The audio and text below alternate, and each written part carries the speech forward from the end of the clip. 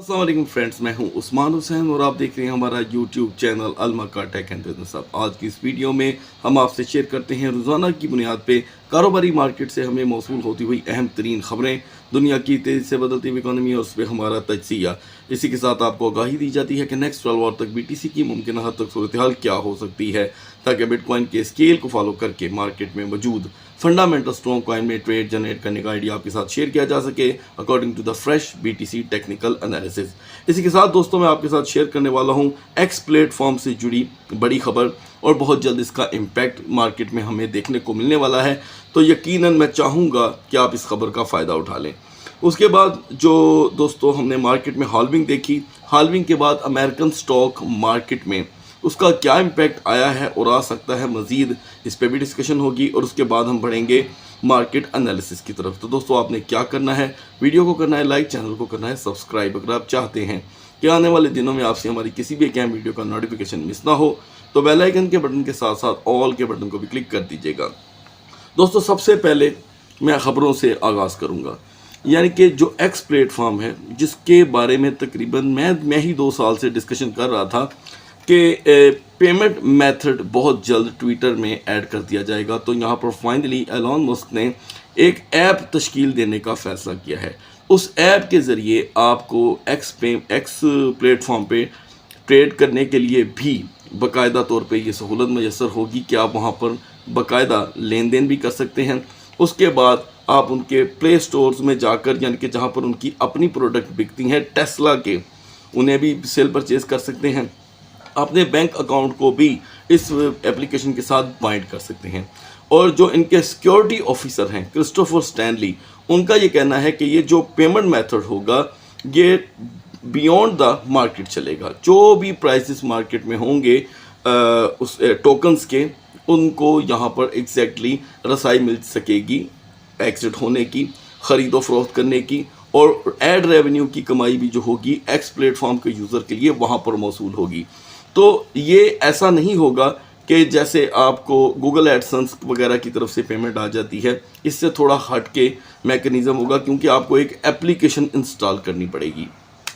तो ये सारी बातें दोस्तों अभी जो कि हैं स्टैनली के साथ इनकी फाइनल मरहले में पहुंचने वाली हैं। अब बाकायदा तौर पे दूसरी सजेशन भी मौजूद है कि यहाँ कोई वॉलेट जो है मार्केट में लॉन्च कर दिया जाए।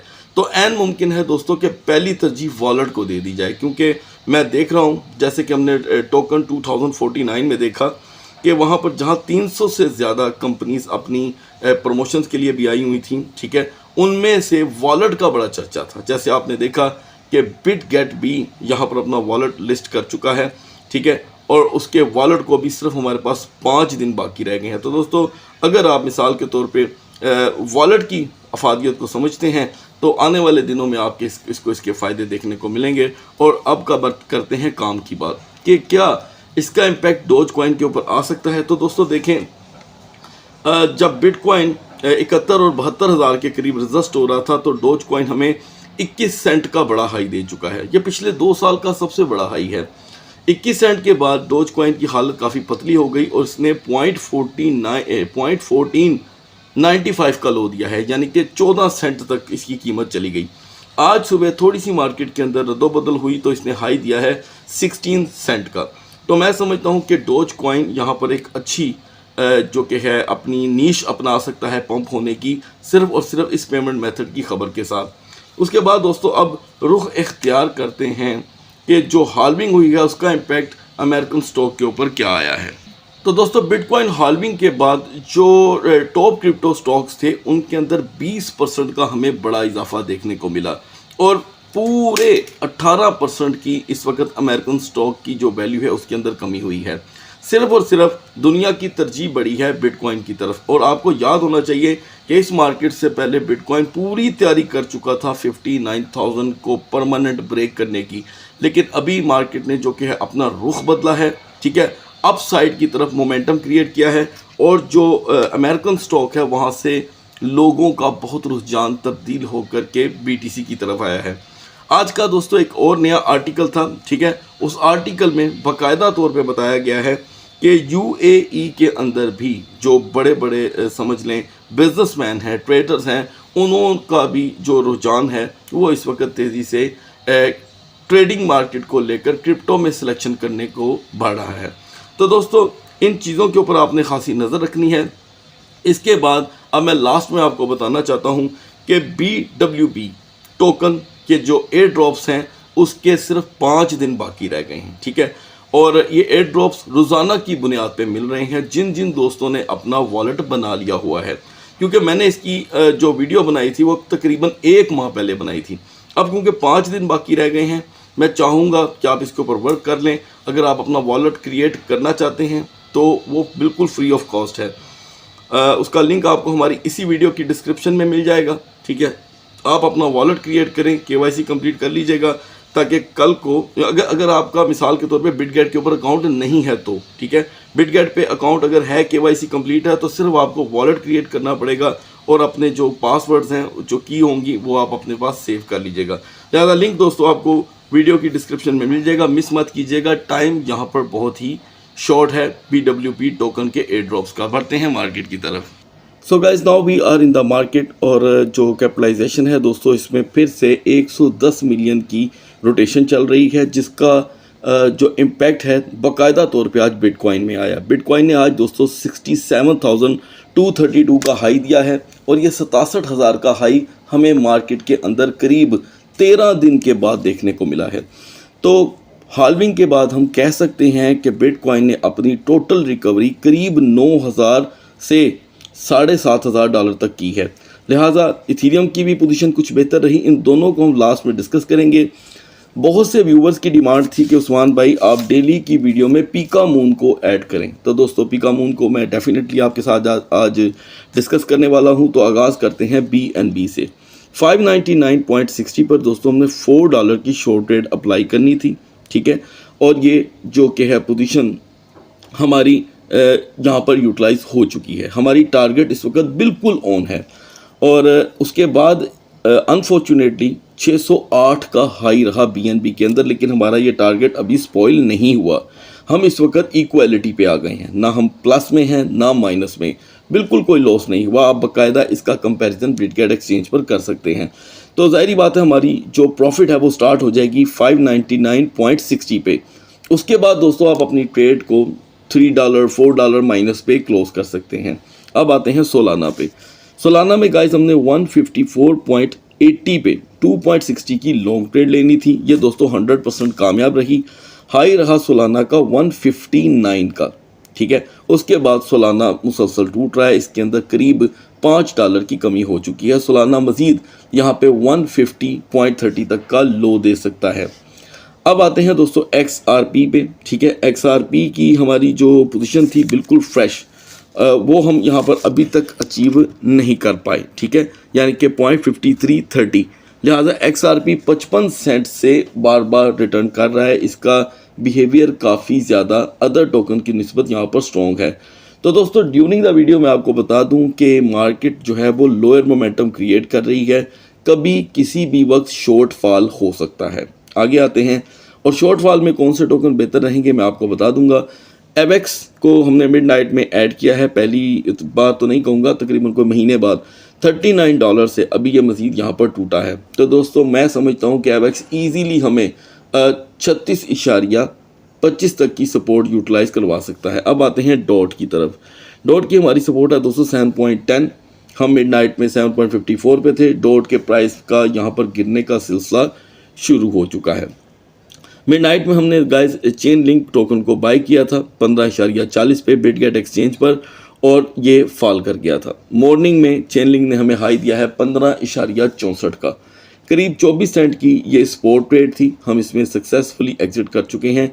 नेक्स्ट मार्केट के लिए लिंक की सपोर्ट रहेगी गाइस 14.95। अब आते हैं दोस्तों मैटिक की तरफ, और मैटिक को हमने ऐड किया था 0.7210 के लिए, ठीक है, 72.10। और मैटिक अभी कंटिन्यूसली 0.7265 पे है। कल से लेके आज तक इसके प्राइस में बहुत बड़ी कमी हुई है और मज़ीद मुतवक्को की जा सकती है। RNDR गाइस जो कल मुसलसल पंप हो रहा था 9.45 तक था, आज इसके अंदर 40 सेंट की कमी हुई है और एन मुमकिन है कि हम किसी भी वक्त अपनी 8.95 की सपोर्ट को यूटिलाइज़ कर सकते हैं सपोर्ट के लिए। तो ध्यान में रखिएगा ये सपोर्ट का पहला स्टेप होगा, नॉट फर्स्ट, उसके बाद दोस्तों डॉग विद हेड 2.75 पे हमने 20 सेंट की लॉन्ग ट्रेड अप्लाई करनी थी, ठीक है।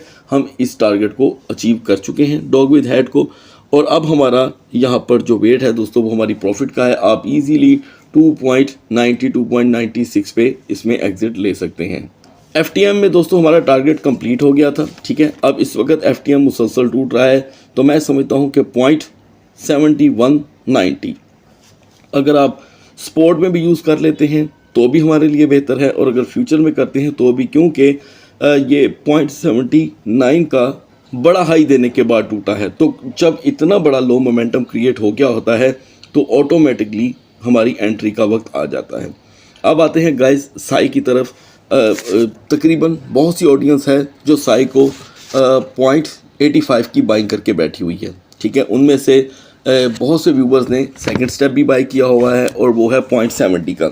अब दोनों के अंदर बहुत बड़ा गैप है।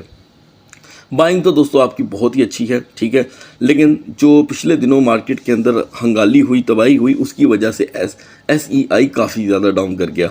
आज सुबह साई कॉइन ने 0.6850 का हाई दिया है और इसका जो रिकवरी लेवल है वो कंटिन्यूसली ऑन है, तो लिहाजा आप इसको वेट करके सेल करें एक अच्छी ट्रेड के साथ। मैं समझता हूँ कि आफ्टर 70 रेजिस्टेंस, यानी कि 0.70 की अगर आपको रेजिस्टेंस मिल जाती है तो यकीनन सूरत हाल मज़ीद बेहतर हो सकती है। ईना कॉइन को दोस्तों हम लास्ट तकरीबन 3 दिन से एनालिसिस से आउट कर चुके हैं। रीज़न ये है कि काफ़ी ज़्यादा स्टक बिहेवियर है। वो जो इसके लवर्स थे, जो बायर्स थे, वो 1.10 पर बार बार एग्ज़िट कर रहे हैं। तो हमारा इसमें दोस्तों जो एग्ज़िट है वो थोड़ा सा स्टक हुआ है, क्योंकि यहाँ पर ईना जो है वो तैयारी कर रहा है 0.90 के सेंट की, ठीक है। तो मैं समझता हूँ कि आप इस टोकन को फ्यूचर में यूज़ कर सकते हैं, क्योंकि वेदर क्लियर है। 0.9850 पर सपोज़ अगर आप इसमें 0.9750 की शॉर्ट ट्रेड ले लेते हैं तो ईना आपको एक अच्छी ट्रेड दे सकता है। उसके बाद दोस्तों मैंने मिडनाइट में ही आपके साथ 2 नई पोजीशनें शेयर की थी, ठीक है, और उसमें एक था ओंडू, ठीक है। ओंडू मिडनाइट में था दोस्तों 0.80 पे, और हमारा जो एग्ज़िट टारगेट था फ्यूचर के अतबार से वो था 0.7850 का। सो गाइस आप क्लियर कट देख सकते हैं कि ओंडू ने हमारा टारगेट बड़ी खूबसूरत तरीके से यहाँ पे अचीव कर दिया है। हम एक अच्छी ट्रेड लेने में कामयाब हुए हैं, ठीक है। अब मज़ीद ओंडू को हम यूज़ कर सकते हैं कहाँ पर, 0.7680 पे आप 0.7545 की शॉर्ट ट्रेड ले सकते हैं, तो रिस्क इसके अंदर शामिल रहेगा। लिहाजा अगर आप समझते हैं कि विदाउट रिस्क आप इसमें कामयाब हो जाएंगे तो ये बेवकूफ़ी होगी। तो रिस्क मैनेजमेंट को दोस्तों ज़रूर फॉलो करें, उसके लिए आप हमारी प्लेलिस्ट ज्वाइन कर सकते हैं। इसके बाद दोस्तों पाइथन नेटवर्क को भी हमने शॉर्ट में आप दोस्तों की इंतहाई डिमांड के ऊपर शेयर किया था।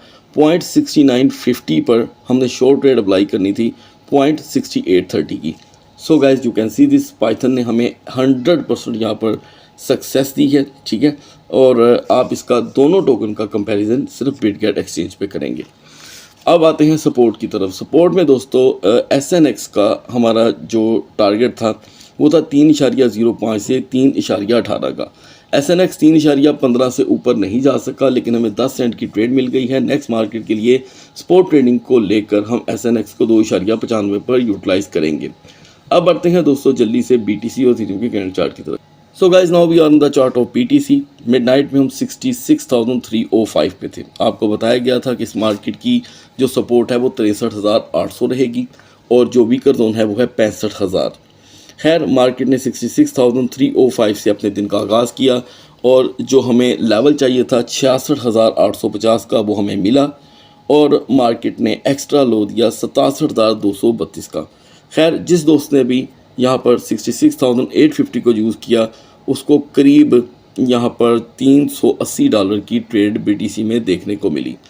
अब दोस्तों बढ़ते हैं नेक्स्ट टारगेट के लिए। 67,232 का हाई लगाने के बाद, मतलब 67,232 का हाई लगाने के बाद BTC मुसलसल टूट रहा है।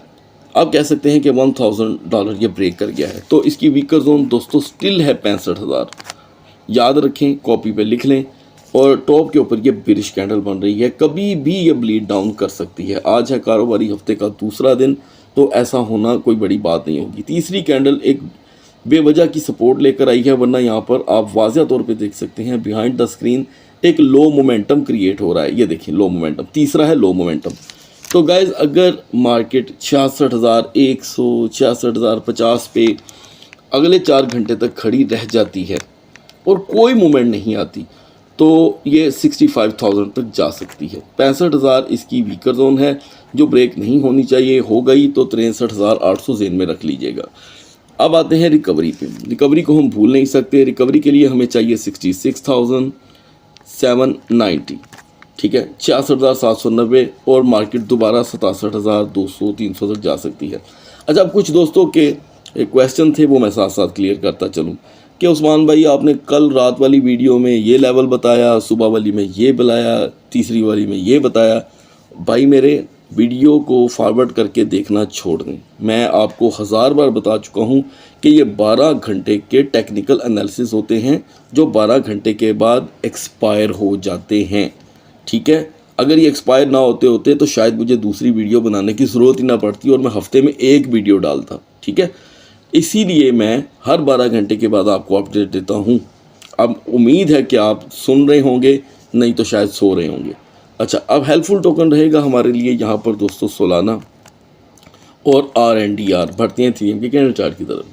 सो guys now we are on the chart of Ethereum. Midnight में हम 3183 पे थे, हम 3180-83 की बात कर रहे हैं।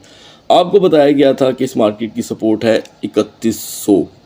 मार्केट ने दोस्तों 3183 से सिर्फ लोअर मोमेंटम पकड़ा, ठीक है, और ये लोअर मोमेंटम पकड़ा है कि ये अब तक का 3168 का 58 का लो दे रही है। पहले तो मैं बता दूं कि आपसे मैंने खासन एक फ्यूचर का सिग्नल शेयर किया था कि आप 3182 पर $30 शॉर्ट की ट्रेड ले सकते हैं। तो दोस्तों आप देख सकते हैं 3182 3182 और इस वक्त मार्केट कहाँ पर है। और इस वक्त जो कैंडल बन रही है वो एक पेरिश मारूबुजू है। बिहाइंड द स्क्रीन इथेरियम के साथ BTC वाला काम नहीं है। BTC के यहाँ पर एज पे एक सपोर्ट बन गई है, इसकी जो सपोर्ट है वो इतनी कमज़ोर है कि वो कभी भी ब्रेक हो सकती है। तो दोस्तों अगले 4 घंटे बाद मार्केट का सेकंड सेशन स्टार्ट होगा। 3150 इथेरियम की वीकर जोन है, जैसे बिटकॉइन की 65,000 है, 65,000। तो दोस्तों ये अगर ब्रेक हो जाती है अगले 4 घंटों में तो मार्केट आपको ईजीली 3100 और 3100 से नीचे भी लेके जा सकती है। तो अब बात करते हैं रिकवरी की। रिकवरी के लिए हमें चाहिए 3175 से 3185 पे 45 मिनट की रेजिस्टेंस और मार्केट 3220 तक का हाई दे सकती है। हेल्पफुल टोकन रहेंगे हमारे लिए साई, सुई और ARB। सो गाइज अब बात कर लेते हैं लास्ट में पीका मून के बारे में, जिसका आगाज़ में मैंने आपके साथ कमिटमेंट किया था। और इस मौजूदा मार्केट में जहां पर मार्केट का यानी कि BTC का वॉल्यूम लो होता है, पीका मून के अंदर थोड़ी थोड़ी रिकवरी होना शुरू हो जाती है। जैसे कि 0025 0023 एक नॉर्मल रेजिस्टेंस बनी हुई है। किसी भी वक्त मार्केट जो है वो क्विक पंप लगा देती है और आपने क्या करना है, जब ये वीडियो देख लेनी है तो आपने बिटगेट पे जाकर अपना चार्ट ओपन करना है पीका मून का 4 घंटे का। वहाँ पर आपको वाज़िया तौर पे सिर्फ 2 लेवल देखने को मिल रहे हैं, 001729, ठीक है, और 002350, 0025। तो मैं समझता हूँ कि अगर आप इसे यूज़ करते हैं दोनों तरह की ट्रेड के अंदर, स्पोर्ट में, फ्यूचर में, तो आप एक काम कर सकते हैं, 001729 की इसकी सपोर्ट यूज़ कर सकते हैं, ठीक है।